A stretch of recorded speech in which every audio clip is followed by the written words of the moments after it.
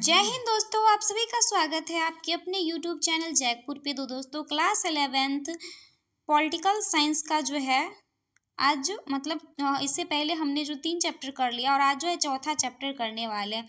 तो दोस्तों चौथा चैप्टर जो है वो हम कल हमने पिछले भी वीडियो में किया था, जिसमें जो है आपका इसमें जो है टोटल जो है मैं आपको दिखा दूँ तो इसमें टोटल 40 क्वेश्चन थे। तो पिछले वीडियो में हमने 20 क्वेश्चन किया था।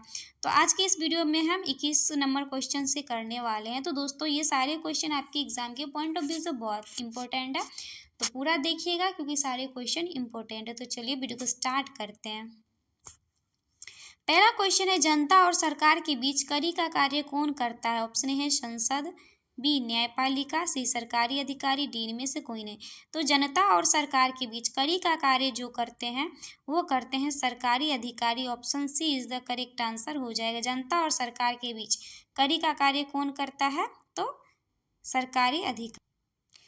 अगला प्रश्न देखते हैं, हमारा 22 नंबर क्वेश्चन है, अमेरिका में किस प्रकार की शासन व्यवस्था? ऑप्शन ए संसदीय, बी अध्यक्षात्मक व्यवस्था, सी राजतंत्र व्यवस्था, डी इनमें से कोई नहीं। तो अमेरिका में किस प्रकार की व्यवस्था है? तो अमेरिका में जो है अध्यक्षात्मक व्यवस्था है। Option B is the correct answer हो जाएगा। अगला प्रश्न है, श्रीलंका में संविधान का संशोधन करके अर्ध अध्यक्षात्मक शासन व्यवस्था कब लागू की गई?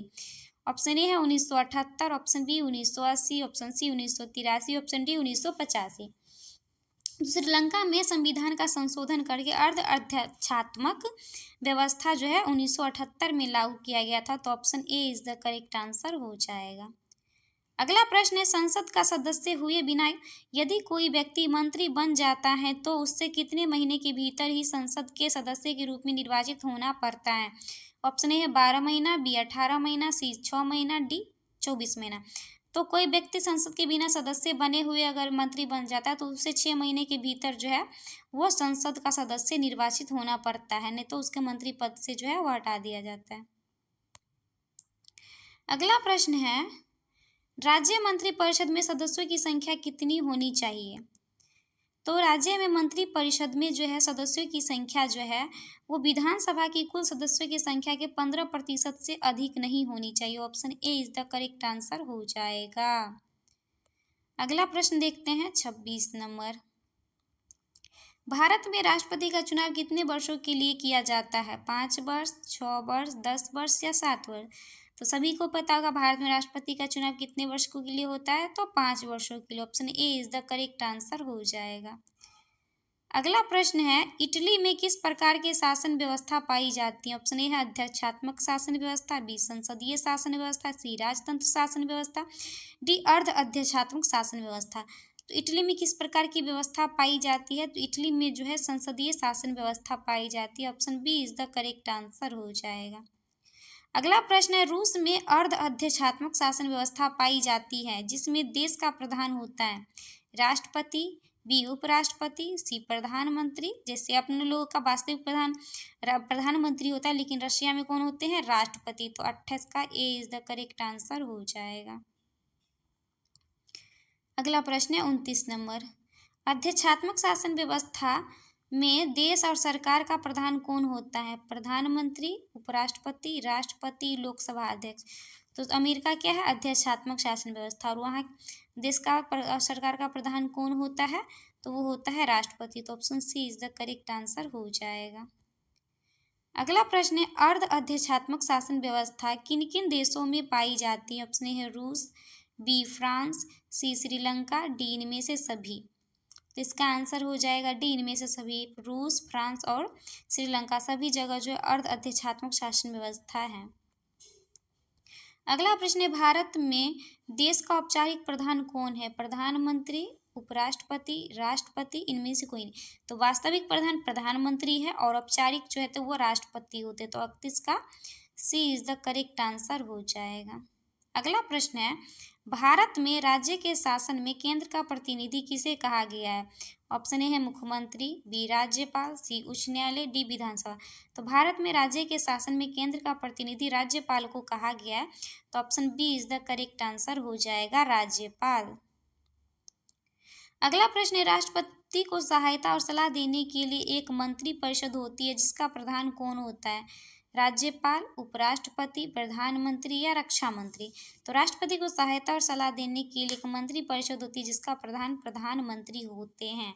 तो 33 का सी इज द करेक्ट आंसर हो जाएगा। अगला प्रश्न है, किसने प्रधानमंत्री पद को सरकार की केंद्रीय धुरी की संज्ञा दी? ऑप्शन ए सरदार वल्लभ भाई पटेल, बी महात्मा गांधी, सी डॉक्टर राजेंद्र प्रसाद, डी जवाहरलाल नेहरू। तो इसका आंसर हो जाएगा जवाहरलाल नेहरू ने प्रधानमंत्री के पद को सरकार की केंद्रीय धुरी की संज्ञा दी, जो हमारे भारत के पहले प्रधानमंत्री रहे हैं। अगला प्रश्न है, राज्यों में राज्यपाल की नियुक्ति कौन करता? ऑप्शन ए प्रधानमंत्री, बी मुख्यमंत्री, सी राष्ट्रपति, डी इनमें से कोई नहीं। तो राज्यों में राज्यपाल की नियुक्ति जो की जाती है वो राष्ट्रपति के द्वारा। तो option C is the correct answer हो जाएगा। अगला प्रश्न है, संविधान निर्माता किस प्रकार की कार्यपालिका चाहते हैं? उच्च कार्यपालिका, शक्तिशाली कार्यपालिका, निम्न कार्यपालिका, कमजोर कार्यपालिका। तो संविधान निर्माता जो है किस तरह की कार्यपालिका चाहते हैं? तो शक्तिशाली कार्यपालिका। Option B is the correct answer हो जाएगा। अगला प्रश्न है हमारा,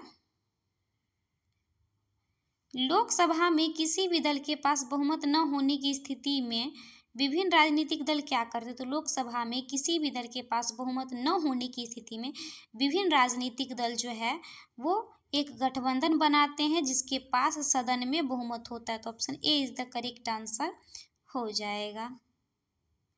अगला प्रश्न देखते हैं, यदि प्रधानमंत्री लोकसभा में बहुमत का समर्थन खो देते हैं तो क्या होता है? तो यदि प्रधानमंत्री लोकसभा में बहुमत का समर्थन खो देते हैं तो क्या होता है? वो अगले चुनाव तक पद पर बने रहते हैं? बिल्कुल नहीं। कोई अधिकतम 1 वर्ष के लिए कार्यालय पर बने रह सकते हैं? बिल्कुल नहीं। क्या है क्वेश्चन? अगला ऑप्शन 2 और आगे है कि क्या प्रधानमंत्री लोकसभा में बहुमत समर्थन खो देते हैं तो क्या होता है, यही ना कह रहे हैं। और 2 ऑप्शन देते हैं, वे त्याग पत्र दे देते हैं, डी में से कोई। तो क्या करते हैं? वे त्याग पत्र देते हैं अगर उनका बहुमत जो है वो गिर जाता है तो। 39 नंबर क्वेश्चन है, कार्यपालिका का क्या अर्थ होता है? कानूनों का निर्माण करना, कानूनों को लागू करना, बजट पारित करना, इनमें से सभी। तो कार्यपालिका का क्या काम होता है? कानूनों को लागू करना। क्या होता है कार्यपालिका का काम? कानूनों को लागू करना। विधायिका का काम होता है कानूनों को बनाना। तो इस वीडियो का लास्ट और आखिरी क्वेश्चन देखते हैं।